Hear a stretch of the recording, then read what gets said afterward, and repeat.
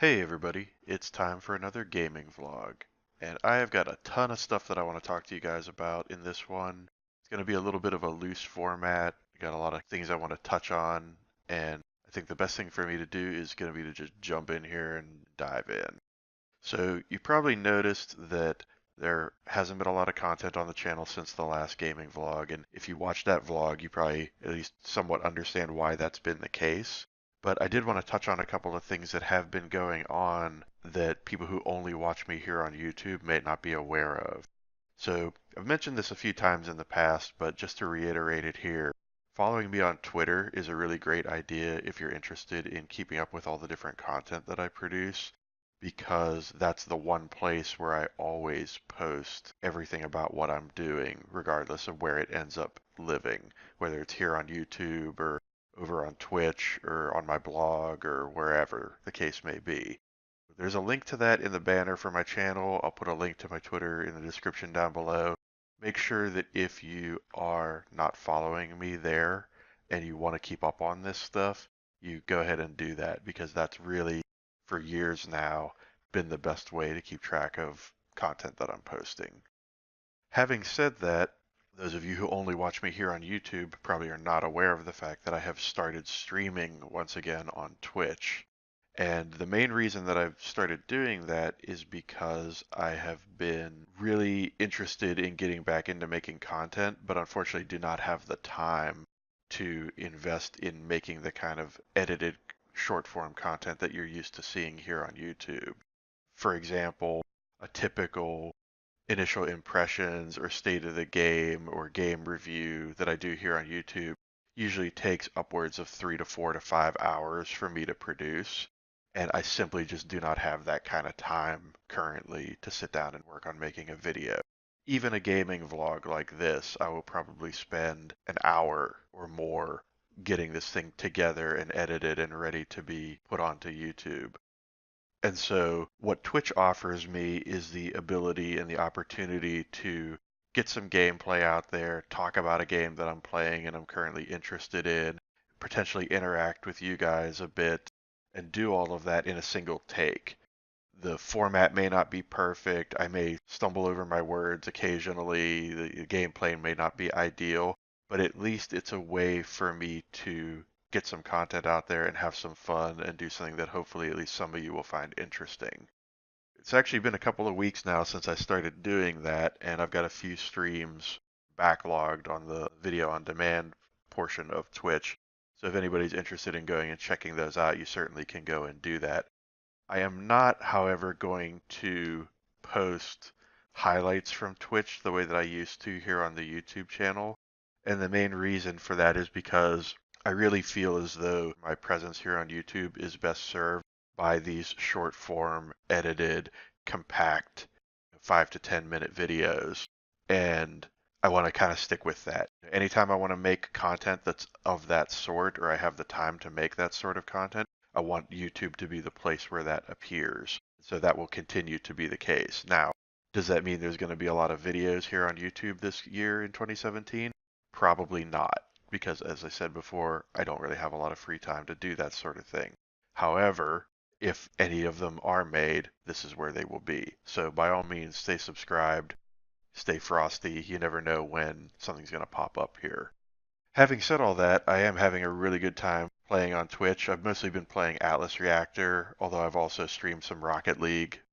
I know some of you aren't really particularly enthusiastic about either of those games, but you also never know what I'm going to be streaming on Twitch. And especially as new games come out in 2017, there's a very good chance that my coverage of those games and my first impressions of those games and my initial experiences with those games will get streamed on Twitch. That's a very likely thing to happen. So if you like the initial impressions series in particular, that may very well be the best way to keep up on that sort of thing with me moving forward, at least for the foreseeable future. The other thing I wanted to mention is that I actually did do my annual My Favorite PC Games of the Year post over on my blog. I'll have a link to that in the description down below as well. There are certainly a lot of games on that list that are worth checking out, and I tried to give at least a little information about each game and why I think it's noteworthy in that post. So that's pretty much the only thing that's been getting posted on my blog for the most part these past couple of years. And it's kind of become a bit of a tradition, so I definitely wanted to keep that going. So you're probably wondering, if you haven't read the title of this video yet, what this game is that you're seeing in the background. And that is Pit People, which just came out and became available on early access on Steam this past week. I think this is a really cool, fun little game.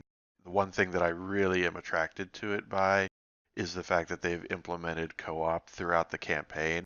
It is only two-player co-op, but it's still very fun, very enjoyable for what I've seen so far.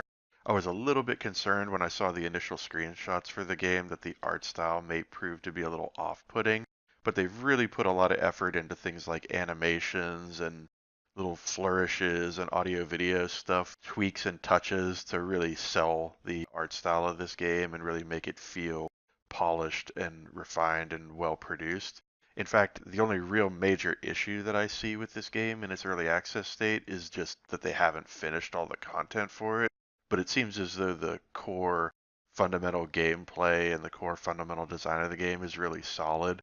The only really negative thing I would say about it so far is that I've had some struggles with the user interface in the sense that they've tried to make everything this very visual, intentionally cute, intentionally quirky style of presentation. And sometimes for me personally, that makes it a little difficult to figure out exactly what every button in the game does and what is a button and when you should hit the left mouse button and when you should hit the right mouse button to do various things. I would have preferred probably a little bit more explicit direction in that sense, but on the whole, I'm definitely really enjoying the game so far and think it's really cool.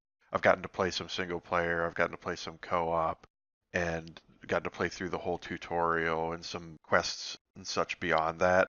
And I definitely would say that I think this is a pretty cool game worth checking out if you're into turn-based strategy, RPG, co-op in particular games. Even though I was a little bit hesitant or reluctant about the $15 asking price, I definitely feel based on what I've seen so far, especially when the story is complete and the game makes its way out of early access, that this will be a game that's worthy of that price.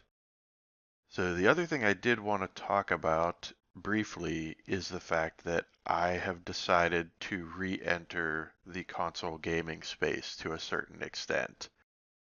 And that might be surprising to some of you because I've been a pretty much exclusive PC gamer for quite some time now. It's been years since I've really enthusiastically played a video game console of any sort. I think the only real exception to that would be Gran Turismo 6 on the PS3, which I play occasionally because I have a racing wheel setup that I use for that that's super fun.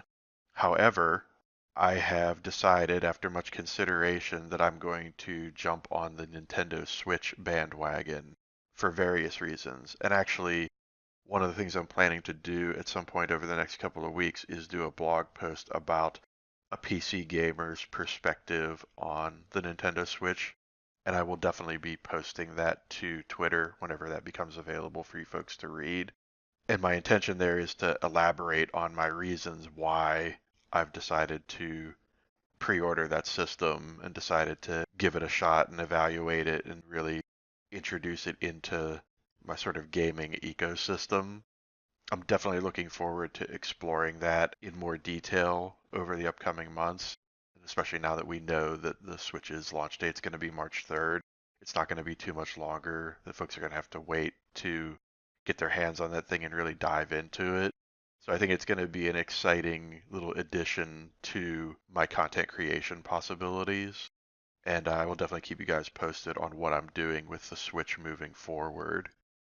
Having said all that, I'm going to bring this gaming vlog to a close. Hopefully you folks have enjoyed it. As always, I definitely appreciate everybody who takes the time to come and check this stuff out when I do post it to YouTube, especially now that I'm not posting things as frequently as I used to. And as I said before, I would highly encourage you to check out some of the links in the description down below to this video if you're looking for more content from me. That's going to be the easiest way to find it. And I will see you folks next time.